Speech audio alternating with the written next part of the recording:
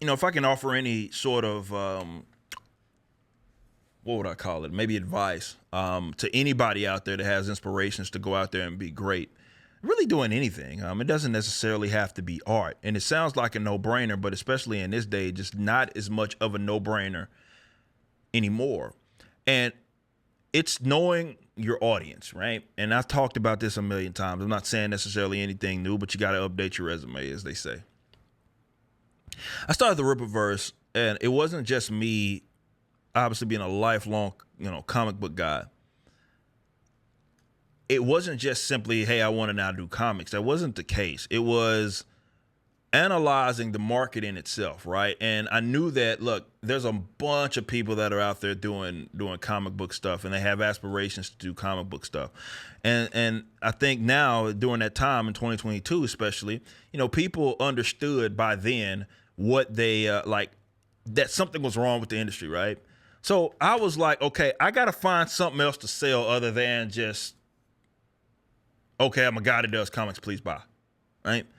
One of the big selling points of the Rippaverse is its universe, right? It's just going to be this ever-expanding universe, all these sorts of different characters. And though not all the characters will know each other, they will at least be able to, that they exist. So there's going to be consequences to their actions that may end up impacting other storylines, right? Because that was what was intriguing for me, reading the comics that I grew up reading. And I thought that was something that was really missing. And obviously a lot of people responded to it. That's not to say that everybody else needs to do what I did. That's not what I'm saying. I'm saying that you have to have that catch, right? There has to be something. And that's not to say that everything that I do is going to be for everybody, even from the customer standpoint, right? Because maybe there are folks that are out there, I'm sure there are, that would prefer just a little one-off thing so they can move on to the next property. They're not really into just really getting lost and nerding out about specific lore or the universe. Fine, right? But my general target audience were those people that wanted to be intrigued by that. I had a lot working for me. The mainstream comic industry has existed for so long, and it's not like continuity were things that they paid attention to, right? So if you have companies that have been around 50, 60, 70, 80 years, however long that they've been around, it becomes far more difficult to keep up with that. Definitely if they didn't do a good job of keeping up with it, because to be fair, whoever envisioned that their comic book company was going to become what, let's say, the mainstream guys became eventually, right? Now with the Rippaverse, we're making those considerations immediately, right? So that's our sale. That's a big sale. It's like, hey, you get lost in the universe. We do our Rippazine as an example. It focuses on doing previews and stuff so people can learn about these characters. Maybe they're on the fence, low price, low entry point. You gotta know before you can actually sell the audience on it. You gotta know who the audience is, and I think I think a lot of folks want to. Yeah, it's one thing to have a wide target audience so you can kind of catch as much as you can. But if you don't have any sort of sense of direction, it doesn't really benefit you. So it is going to be far more beneficial for you as a business owner, especially if you're doing something that's creative, to come up with that general target audience and target the absolute hell out of it. Get a actual substantial base before you start biting off more than you can chew. So now we have those guys that belong to the Rippaverse. We know, yeah, we want to continue to expand it, but we're wanting people to come here. We're not necessarily meeting them there where they're at. It's more, we want you to come here. So we need to make it appealing to you and try to get more audience, people, members of the actual audience, but still our target audience is still our target audience, right? So you got to know it. You got to understand, and this is something that you should be analyzing long before you put out whatever thing that you're putting out. Again, this is not anything that is just creative. I know a lot of people follow me, have aspirations to do creative things, but it doesn't just apply to creative fields. It's just a general economic sort of law, right? You have to have, it sounds like a no-brainer, but especially, and this was the point, I'm sorry I lost my point earlier, but this was the point that I wanted to make with these no-brainers. Nobody has this figured out anymore.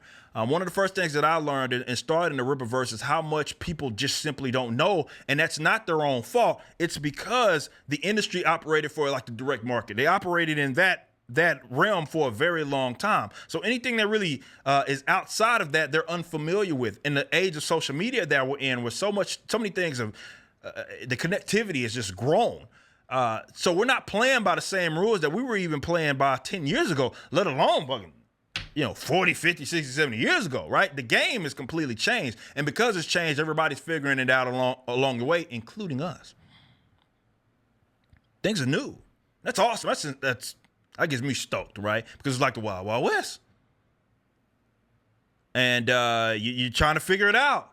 Some things work, some things don't. You do more of what works, you do less of what doesn't. But at the end of the day, you have to find your target audience and do not base that target audience simply on what other people that you see being successful are doing. Sure, you can take tips, you can learn. That's what I did. I picked a lot of people's brains, but it still needs to be unique to you and what it is that you are attempting to accomplish. That's how you win. Okay? And yeah, there may be guys that don't see your vision. That doesn't mean that your vision isn't a vision nonetheless. It doesn't mean that you're going to be ineffective. Yes, there are universal truths that exist out there for sure, but a lot of it it's new, man, and that's very, very exciting. So find your target audience, think about that, conceptualize that long before you put that out. And then once you start to, you strike gold, keep striking it. Don't lose sight of that. I'm going to try to do this other thing that doesn't even appeal to our general theme or like it doesn't really accomplish what we're attempting to in terms of our medium to long-term goals. So grab a target audience, think about it extensively, and don't be afraid to target the absolute hell out of it. You'd rather have a smaller market that you're tapping into that works, that rock with you for you, than have this gigantic appeal, but it's really gray. It's nothing. It's not, people know you exist, but it's not enough to really reel them in for them to want to invest into it, right? So that's why sometimes that smaller audience that really rocks with you, that's going to be far more beneficial for you in the long term. Thanks for watching. Be sure to head over to Rippaverse.com to check out our comic book company. We have books, plenty of merchandise, and even some glorious animations from Rippaverse Studios.